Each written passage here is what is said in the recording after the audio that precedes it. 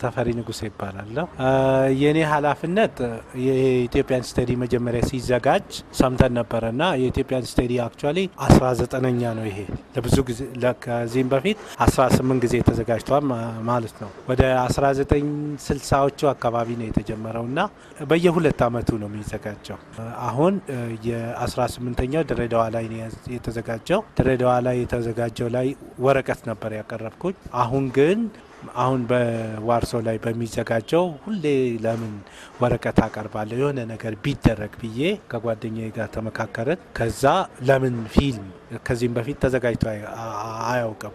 የኢትዮጵያ ሲኒማ ላይ ፊልም ላይ እስካሁን ምንም የተዘጋጀ ነገር የለም። ኮንፈረንስ የለም፣ ፓናል የለም፣ ምን የለም እና ያንን እዛ ላይ ቢካተትስ ብለን ተመካከረን። ከዛ በኋላ ፕሮፖዛል ጻፈን። ፕሮፖዛሉን ጽፈን ለአዘጋጆቹ አስገባን። አዘጋጆቹ ተቀበሉን።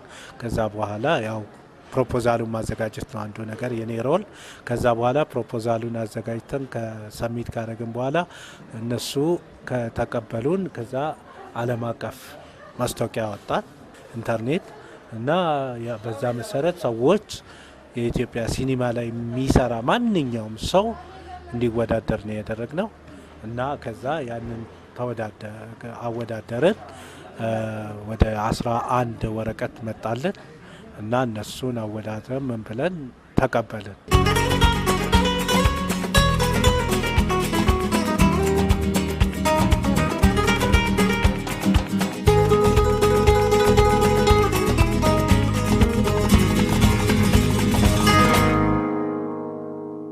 እና ወደ 10 ወረቀት ምናምን ይቀርባል አሁን በዛ ኮንፈረንስ ላይ። የሚነሳው ነገር ስለ ኢትዮጵያ ሲኒማ ነው እንጂ የሚያነሳው ሰው ማንም ሊሆን ይችላል፣ ማንም። ስለዚህ አሁን አብዛኛው እንደውም ከኢትዮጵያ ያልሆነ ነው እዛ ላይ የሚሳተፈው። ከእንግሊዝ አለ፣ ከአሜሪካ አለ፣ ከጀርመን አለ፣ ከቤልጂየም አለ፣ ከጣሊያን አለ፣ አንድ ከጃፓንም አንድ ሳይኖር አይቀርም እና ከዚህ 3 ሰው ብቻ ነው። ከዚህ እኔ አለሁ፣ አቦና አሻግሬ አለ፣ መሰለ መንግስት አለ። እኛ 3ታችን ነው። አንደኛ እኔ እንግዲህ ዛም ደርሼ ማስተባበሩ የኔ ድርሻ ነው፣ የኔና የጓደኛዬ ድርሻ ነው። በእርግጥ አሁን ጓደኛዬ በተለይ ከዚህ ለሚሄዱት እዛ ቀድሞ ሄዶ ሆቴል ይዟል፣ ምን ይዟል፣ ያው እንዲያምርልን ያን ማድረግ አንድ ነገር ነው። ከዛ ውጪም ወረቀት አቀርባለሁ እና እኔ የኔ ወረቀት ስደት ላይ ነው። ስደትና ፊልም ነው አክቹአሊ። አንደኛ ስደት ራሱ ምንድነው? 2 አይነት ስደት አለ። ህጋዊ ስደት አለ፣ ህጋዊ ያልሆነ ስደት አለ። የስደት መነሻዎች ምንድናቸው? በተለይ የህጋዊ ስደት መነሻስ ምንድነው? የፑል እንደ ፑሽ ፋክተር የሚባሉት ምንድናቸው የሚለው ነው።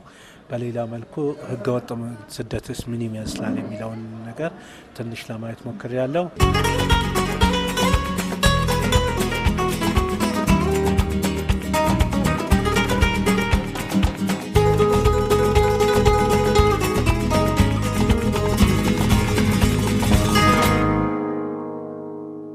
እንግዲህ በአጠቃላይ የኢትዮጵያን ኮንፈረንስ ስለሆነ ከ400 እስከ 500 ሰው ይሳተፋል የሚል እምነት አለን።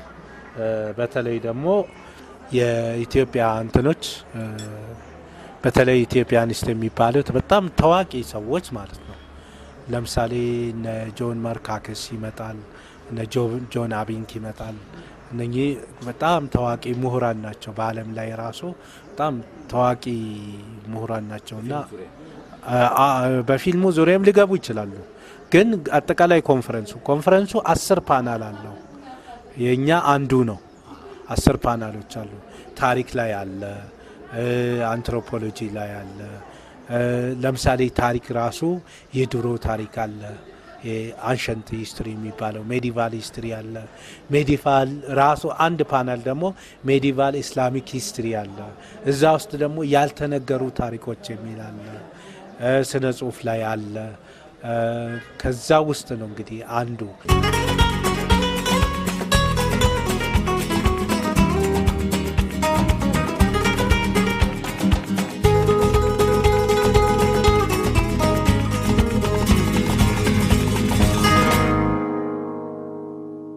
የፊልም ጥናት በዚህ በኢትዮጵያን ስተዲ በምናልባት 50-60 ዓመት ታሪኩ 52 ዓመቱ ይመስለኛል። አሁን እርግጠኛም ባልሆን ወደ 52 ዓመቱ ነው። 1963 እንደ አውሮፓ የተቋቋመ ነው የሚመስለኝ እና በዚህ ታሪክ ስለ ፊልም አንድም ጥናት ተደርጎ አያውቅም። እውቀት ወይንም የሪሰርች ሰርተ ምርምር ሰርተ የምታቀርብበት ቦታ ይወስናል። ለምሳሌ አንተ አገር ውስጥ ሰርተ አገር ውስጥ ያለው ብቻ ነው የሚያውቀው። አሁን ግን ይሄ በመላው ዓለም ነው የሚሰራጨው። የምታቀርበው ጥናት ለሁሉም ዓለም የሚሆን ነው። ምክንያቱም ከሁሉም ዓለማት የሚመጣ ሰው ነው የሚሰማ። ሁለተኛ ደግሞ የኢትዮጵያን ስተዲ እንትኑ ኮንፈረንሱ ጆርናሎች አሏቸው፣ ያሳትማሉ። ጆርናሉ በመላው ዓለም ይሰራጫል። ስለዚህ ያም የተለየ ነገር ያደርገዋል። ሶስተኛ በዚህ ኤሪያ ላይ የሚያጠና ምሁር የተባለ በሙሉ የሚሰባሰብበት ነው። ስለዚህ ይሄ በጣም ሪኮግናይዝድ የሆነ ምናልባትም አገሪቷ ካላት በቃ አገሪቷ አላት የሚባለው የሪሰርች ኮንፈረንስ ይሄ ነው። ዋናው የሪሰርች ኮንፈረንስ ማለት ነው እና እዛ ላይ ብዙ ችግሮች ይነሳሉ፣ መፍትሄዎች ይቀመጣሉ። ያሉን ነገሮች ለምሳሌ አድሬስ መደረግ ያለባቸው ነገሮች ይነሳሉ። እንዴት አድሬስ እናድርጋቸው፣ እንዴት መፍትሄ እናበጅላቸው የሚለው ነገር ይነሳል እና በተለይ ስደት ላይ ሞቅ ያለ ክርክርና ውይይት እንደውም ችግሮችና መፍትሄዎቻቸውን እዛ ላይ እናነሳለን የሚል እምነት ነው ያለኝ። ምክንያቱም ስደት አሁን ባለው ሁኔታ የሀገራችን ትልቁ ችግር ነው።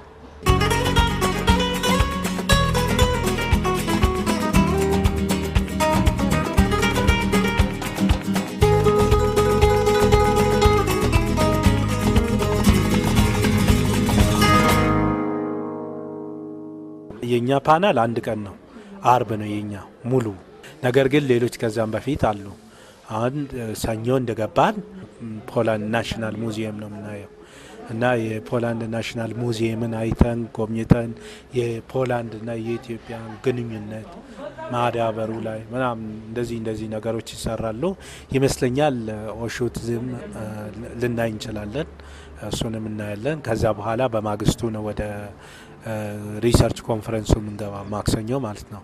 ማክሰኞ አሁን የተለያዩ ግንትኖች ምሁራን የራሳቸውን ጥናት ያቀርባሉ።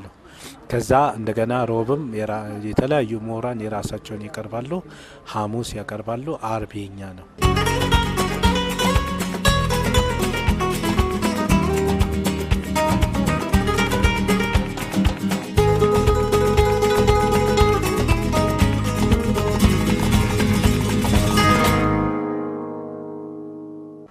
ስፖንሰር ያደረገን ሊየዥ ዩኒቨርሲቲ ነው።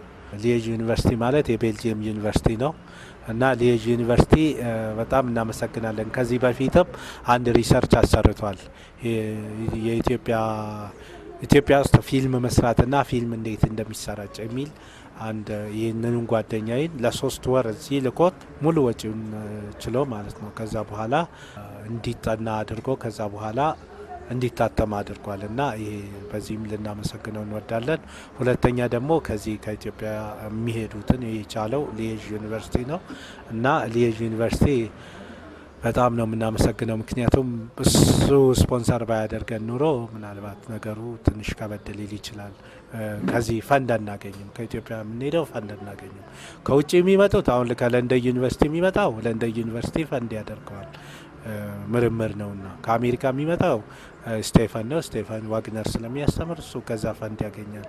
እንደገና ከአውሮፓ ከተለያዩ ዩኒቨርሲቲዎች የሚመጡት ተሸፍኖላቸው ነው ሙሉ ወጪያቸው እና ከኛ ግን ዩኒቨርሲቲያችንም ስለማይችለን ያው የግድ እዛ ማመልከት ነበረብን። እዛ አመልክተን ነው የተፈቀደልን።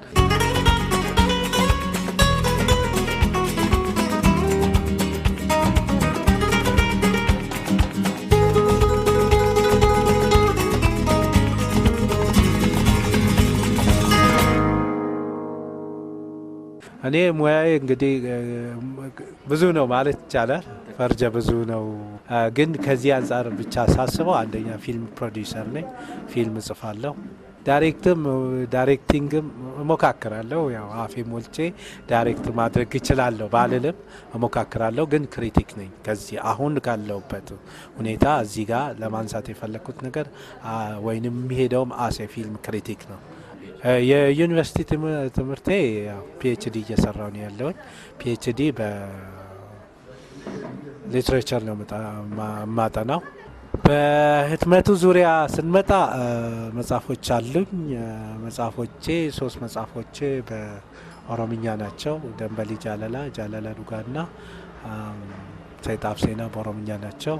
ሌሎቹ በእንግሊዝኛ የጻፍኳት የማክሚላኑ ጃለላ ዱጋ ነው በኦሮምኛ ነው እና የማክሚላ ሪደርስ አዋርድ ተሸላሚ ነው እሱ።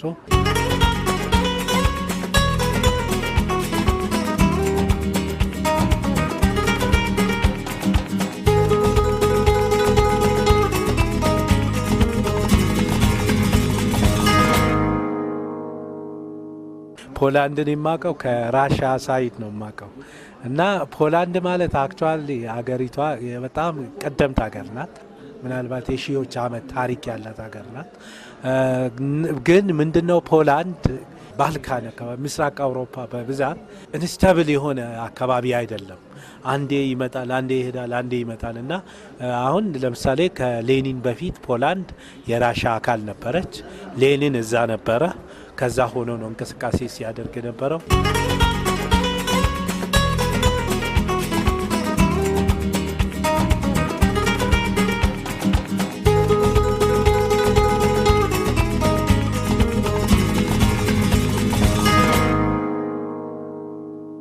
ፖላንድ ለብዙ የአውሮፓ ሀገሮች ቅርብ ናት። ለምሳሌ ከበርሊን ግፋ ብል 200 ኪሎ ሜትር ምናምን ብትርቅ ነው እኛ የምናቀርብበት ማለት ነው። እና ያ መቶ እንዲሳተፉ ማድረግ ይቻላል። ፍላጎት ካላቸው ቢሳተፉ ጥሩ ነው። እንደገና ፖላንድ ውስጥ ያሉትም እዛ ኮንፈረንስ ላይ ተገኝተው ይህንን መሳተፍ ይችላሉ። ከዛ ውጪም ለምሳሌ ስዊድን፣ ኖርዌይ፣ ፊንላንድ ያሉትም ቅርብ ነው። ያን ያህል እዛ ያሉ ኢትዮጵያውያን መጥተው ይህንን ኮንፈረንስ መሳተፍ ይችላሉ። ጥያቄ መጠየቅ ይችላሉ። ምንችለውን ያህል እኛም ያው ለመልሱ ተዘጋጅተናል።